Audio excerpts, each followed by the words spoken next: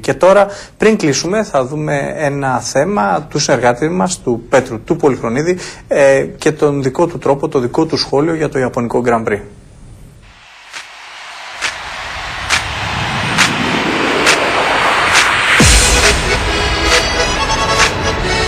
Φίλες και φίλοι τηλεθεατές, καλώς ορίσατε σε ένα ακόμα μεγάλο Grand Prix. Σε ζωντανή μετάδοση από την πανέμορφη πίστα της Ύπνου θα δούμε τις προσπάθειες των πιλότων για μια θέση στο πόντιουμ. Να εδώ ο Λούις ο Χαμιλτονάκης με Red Bull Cross Donkey που ξεκινά πρώτος χάρη στην acropole position που πήρε χθες στα δοκιμαστικά. Εδώ προσπαθεί να ανέβει όπως βλέπετε πάνω στο όχημά του. Μεγάλος του αντίπαλος ο Φίλιππας ο Μάσας που τρέχει με την θρυλική μουλάρι με σήμα το όρθιο γαϊδούρι.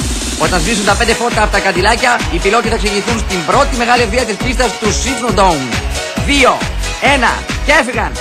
Πολύ καλά πετάστηκε μπροστά από την Κίμη ο Ραϊκόνες, ενώ κολλημένος στην πίσω πτέρυγα του Σαμαριού είναι ο Γαϊδούρι Καβαλάινεν που τρέχει με σούπερ φρέσκο αγκούρι. Πετάγεται όμως εκεί ο Μάρτος ο Γουεμπερίδης και είναι συγκλονιστική η μάχη καθώς μπαίνουμε στην πρώτη κλειστή στροφή. Είναι η διάσημη στροφή της Κυραμαρίκας στο Τεπελένι.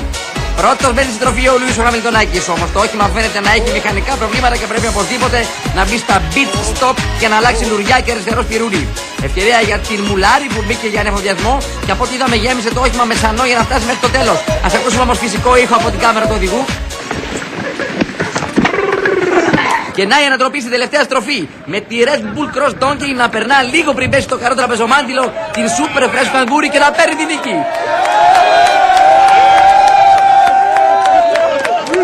Μεγάλος αγώνας, μεγάλες συγκινήσεις. Έτοιμοι για την κορυφαία στιγμή της ζωής τους. Οι τρεις πρώτοι εδώ ανεβαίνουν στο πόντιουμ την ίδια ώρα που οι τοπικές αρχές, όπως βλέπετε, παρουσιάζουν ένα φαντασμαγορικό folklore σκηνικό.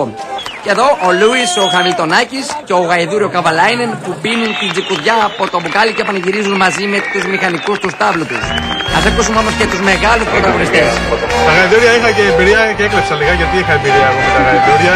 Πώς του λες να ξεκινάς του γαϊδουριού? Να σταματάει? Δεν θα το κάνω τώρα, δεν μπορώ. Γιατί? Το όχι αυτό.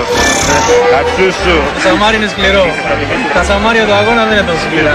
Το μόνο μελανό σημείο του Grand Prix είναι οι καταγγελίες της Μουλάρη για την Μακλάρα Μεντεσέδε σχετικά με κλεμμένα σχέδια για τα νέα αεροδυναμικά σαμάρια της πρώτης.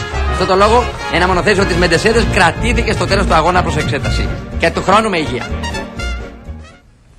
Μάλιστα. Δεν ξέρω τι σκέφτηκε, Σταυρούλα.